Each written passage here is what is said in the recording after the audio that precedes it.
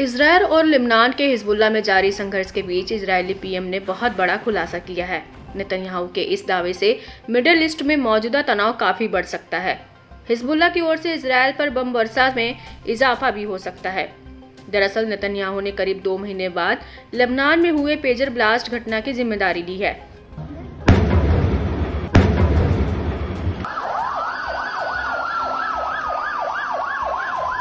Israeli media की माने तो नेतन्याहू ने रविवार को साप्ताहिक कैबिनेट मीटिंग के दौरान ये बात कबूल की है। नेतन्याहू के प्रवक्ता ओमर दोस्तरी ने न्यूज एजेंसी AFP को इसकी जानकारी दी, जिसमें बताया कि नेतन्याहू ने ही लेबनान में पेजर अटैक के ऑर्डर दिए थे। बता दें कि लेबनान में बीते 17 सितंबर को हिजबुल्लाह लड़ाकों के कम्युनिकेशन डिवाइस में अचानक से सीरियल ब्लास्ट हुए थे। इसके अगले ही दिन वॉकी टॉकी में भी विस्फोट हुआ था।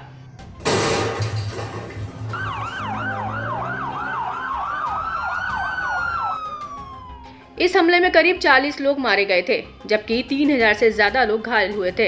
हिजबुल्लाह ने इन हमलों के पीछे इजरायल का ही हाथ बताया था। यहां तक कि मौजूदा संघर्ष में शक की सुइयां इजरायल पर ही अटकी हुई थी, मगर इजरायल ने अब तक इसकी जिम्मेदारी नहीं ली थी। 10 नवंबर को हुई कैबिनेट बैठक में नेतन्याहू ने स्वीकारा कि इजरायली सेना ने सीधे आदेश मिलने के बाद बेरूत में हमला किया, जिसमें हिजबुल्लाह प्रमुख हसन नसरल्लाह की मौत हुई थी।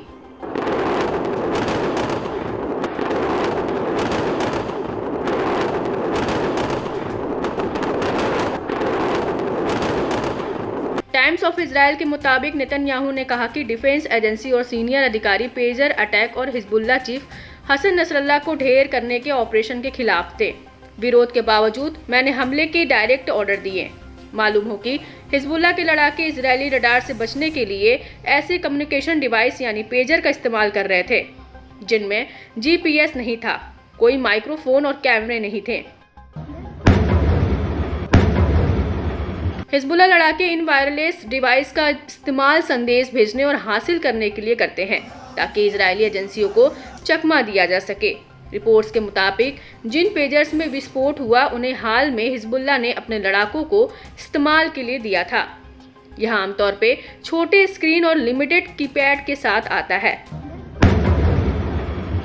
एक के बाद एक पेजर ब्लास्ट से भड़के लेबनान के हिजबुल्लाह समूह ने इजरायल पर मानवता टेक्नोलॉजी के खिलाफ एक भयंकर युद्ध छेड़ने का आरोप लगाया था। दरअसल हिजबुल्लाह के गढ़ों में हजारों पेजर फटे थे।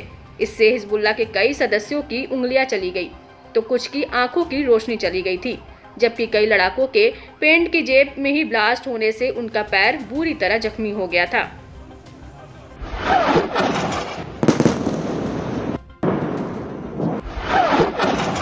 बता दें कि 7 अक्टूबर 2023 को हिजबुल्लाह ने हमास के समर्थन में इजरायल पर हमले शुरू किए।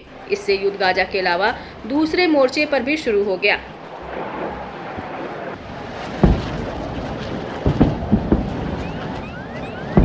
जो सितंबर के आखिर में हिजबुल्लाह चीफ हसन नसरल्लाह के मारे जाने के बाद से तेज हो गया। इजरायल ने हिजबुल्लाह के खिलाफ अपने हवाई अभियान को बढ़ाया। इसके बाद दक्षिण लेबनान में जमीनी सेना भेजकर हिजबुल्लाह लड़ाकों की मुश्किलें बढ़ा दी।